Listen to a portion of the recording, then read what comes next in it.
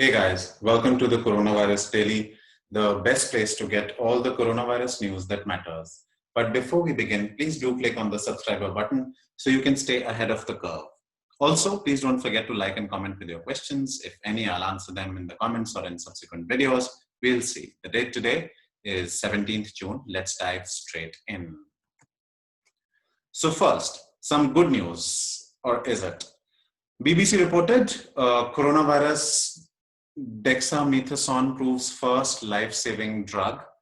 A cheap and widely available drug can help save the lives of patients seriously ill with coronavirus. The low-dose steroid treatment, dexamethasone, is a major breakthrough in the fight against deadly virus, the UK experts say. The drug is part of the world's biggest trial testing existing treatments to see if they also work for coronavirus. It cut the risk of death by a third for patients on ventilators. For those on oxygen, it cuts death by a fifth. Had the drug been used to treat patients in the UK from the start of the pandemic, up to 5,000 lives would have been saved, said the researchers. Wow, absolutely love it. Thrilling news. And then Prime Minister Boris Johnson said there was a genuine case to celebrate a remarkable British scientific achievement, adding, "We have taken steps to ensure we have enough supplies even in the event of a second peak." Okay, I'm not sure if I love it anymore. Politicians using drugs and vaccine to be about their nationalism always smells fishy to me. These days, even science is not spared from the breaking news disease. On further research, I found the study wasn't peer-reviewed. Also, according to the researchers, dexamethasone showed no improvement for hospitalized patients, not on ventilator or oxygen, and was not studied for outpatients. So what we need is consistent proof and correlated data, else this is just PR. In the end, I think it looks good for very sick patients, but I hope people don't start taking it as a preventive measure or even for mild symptoms. And if this does turn out to be true, this is why it was and still is worth flattening the curve, staying at home and maintaining social distance. Right then, next up is Battle of the Sexes. And so this is a preprint. Sex differences in immune responses to SARS-CoV-2 that underlie disease outcomes. It's a preprint, non-peer-reviewed paper by Yale scientists that suggests men are at a higher risk of developing severe COVID-19 disease. I'm sure you would have heard that earlier. So now they've come up with a reasoning for that. Because women develop more robust T-cell response than men. However, there was no significant difference in nasal or saliva viral load, nor was there any difference in baseline antibody responses between men and women.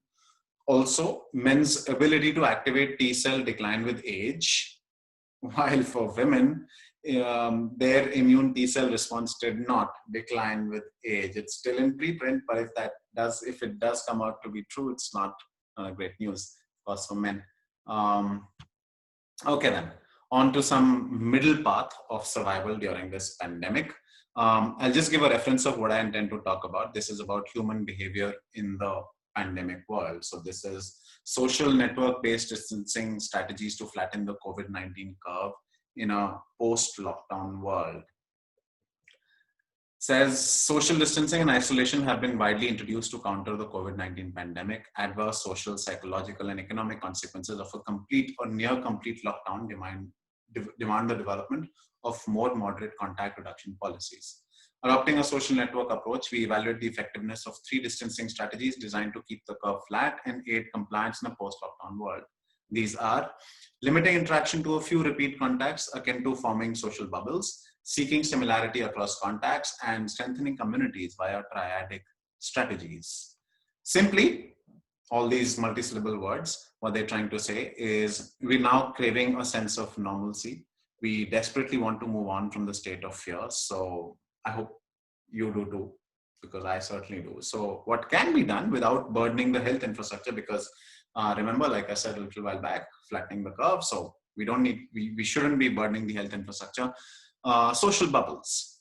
That's something that's a middle path of survival during this pandemic. Social bubbles basically mean having just a handful of trustworthy social contacts. Few friends or one more household. Within these bubbles, one can behave in a pre-pandemic manner. No distancing, no masks, all that is acceptable. But remember, social bubbles are not risk-free. However, they can be a good way to keep the curve flat, because if due to the bubbles, because what the bubbles can do is that people don't crave going back to crowded, closed spaces. Then if that's something that these social bubbles achieve, then on a macro level, it's a public health win. But remember, the important keyword is trustworthy social contacts. Trustworthy. The ideal social bubble is small, and that small number includes people that you can trust. So the onus is on you. You can't be expanding the members of the bubble arbitrarily. There's a limit to how much one can expand their trust circle. And to give you an analogy, it's just like consensual non-monogamy. You want to meet other people, sure, do that outside your social bubble, but remember to maintain hygiene, right? So that's very important. It's exactly how monogamous associations work. And if you want that to happen, then you really need to ensure that if you want to include more people in your group, you really need to ensure that you maintain some hygiene, and those are people that you can trust who have maintained hygiene when they've ventured outside your bubble. Okay, finally, time to end today's video on a rather shitty note. Put a lid on it, folks. That's what Washington Post says. Flushing may release coronavirus containing toilet plumes. Add this to our list of worries in these anxious times: coronavirus containing clouds that waft into the air when a toilet is flushed. Scientists who simulated toilet water and air flows say in a new research paper that aerosol droplets forced upward by a flush appear to spread wide enough and linger long enough to be inhaled. Okay. The novel coronavirus has been found in the feces of COVID-19 patients, but it remains unknown whether such clouds could contain enough virus to infect a person. I have a question here. Did people not know already, without COVID-19, pre-COVID-19, that lids are there for this very reason? They are there for closing before flushing.